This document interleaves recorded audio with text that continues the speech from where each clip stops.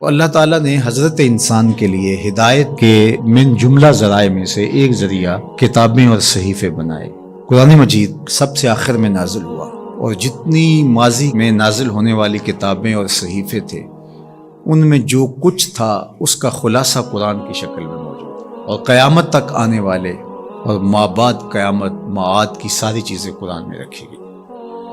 اور قرآن کے نازل ہوتے ہی باقی کتابیں منسوخ ہو گئیں۔ کتابوں پر اعتقاد، یقین، ایمان ضروری ہے، لیکن عمل صرف قرآن پہ ہوگا۔ یتیمے کے نا کردہ قرآن درست، کتب خانائی چند ملت بشست۔ ابھی قرآن مکمل نہیں ہوا کہ پچھلی کتابیں منسوخ ہو گئی۔ قرآن کے پہلے حرف سے ہی پچھلی کتابیں منسوخ ہو گئی۔ تاروں سے کہو اب کوچ کریں، خورشید منور آتا ہے۔ تو ہمارا پچھلی کتابوں پر ایمان لانا ضروریات دین سے ہے، لیکن عمل قرآن پہ ہوگا۔ اس وقت دنیا کا کوئی بھی مذہب، کسی بھی مذہب کا ماننے والا، وہ اپنے مذہب کی کتاب کو ہاتھ میں پکڑ کے یہ نہیں کہہ سکتا کہ یہ وہی کتاب ہے جو نازل ہوئی۔ وہ بھی کہتے ہیں کہ جناب اس میں ضرور کمی بیشی ہے، کوئی تھوڑی مانتا ہے، کوئی زیادہ مانتا ہے، لیکن آنکھیں بند کر کے قرآن مجید کا نسخہ ہاتھ میں پکڑ کے حضور کا غلام کہہ سکتا ہے یہ وہی کتاب ہے، من و عن، حرف بحرف، بغیر کسی تغیر اور تبدل کے، جو میرے رسول کے سینے پہ نازل ہوئی ہے۔ تو یہ چیز کس قدر تیقن پیدا کرتی ہے، کس قدر یقین کی بجلیاں پیدا کر دیتی ہے سینے میں۔ پھر آنکھیں بند کر کے عمل کیوں نہیں کریں گے؟ کتاب پر ایمان لانے کا مطلب پوری کتاب پر ایمان لانا، اس کے تقاضوں پر ایمان لانا، اس کے احکام کو ماننا، اور اس کے نواہی سے اجتناب کرنا، یہ تقاضا ہے اس ایمان کا۔ تو یہ نہیں کہ جو چیز سمجھ میں آئے، پسندیدہ ہو، نفس پر شاک نہ ہو، نفس کو مرغوب ہو، محبوب ہو، اس پر تو عمل بھی ہو، اس پر بات بھی ہو، اور جو چیز نفس پر شاک ہو تو اس کو جو ہے وہ چھوڑ دیا جائے۔ تو یہ ایمان کا مفہوم نہیں ہے۔ ایمان کا مفہوم یہ ہے کہ پوری کتاب پہ ایمان لایا جائے۔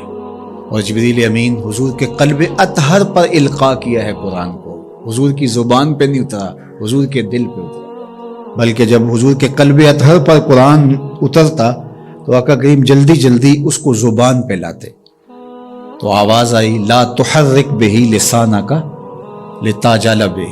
اللہ اکبر، محبوب جلدی نہ کیجئے، جس رب نے قلب میں اتارا ہے وہ زبان پر بھی لے آئے۔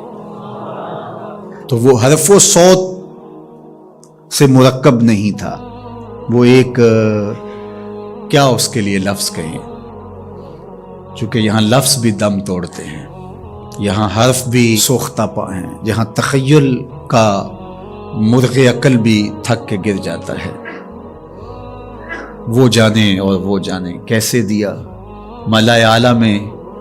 وہ منظر بھی تو ہم دیکھتے ہیں کہ رب اپنے محبوب سے پوچھتا ہے کہ یہ فرشتے کیا بات کر رہے ہیں، تو حضور معذرت کرتے ہیں، تو اللہ تعالیٰ اپنا دست قدرت، اب یہاں اور کیا کہا جائے، کسی اور کا ہوتا تو ہاتھ کہہ لیتے، لیکن یہاں تو دست قدرت، فوضع کفہ بین کتفی، تو اس نے دست قدرت میرے دو کندھوں کے درمیان رکھا۔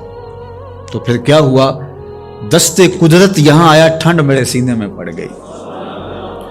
اللہ اکبر، فعلمت ما فی السماوات والارض، تو پھر کوئی کائنات کی چیز رہی نہ جو میرے سینے میں ڈال نہ دی گئی ہو۔ تو یہ ایک اور کیفیت ہے، اس کو آپ اس تدریس سے، یہ جو پھٹی کے ایک طرف استاد ہوتا ہے اور دوسری طرف شاگرد ہوتا ہے، درمیان میں نصاب پڑا ہوتا ہے، ایک یہ ہے، یہ طریق ہے، یہ بھی درست ہے، اس کا انکار نہیں ہے، لیکن یہ کیفیت اور ہے۔ ابسط ردا کا یا ابا ہریرہ، ابو ہریرہ کہا حضور مسئلہ بہت ہے، بہت کچھ سنتا ہوں، پتہ نہیں جاتا کہاں ہے، کہا چادر بچھاؤ۔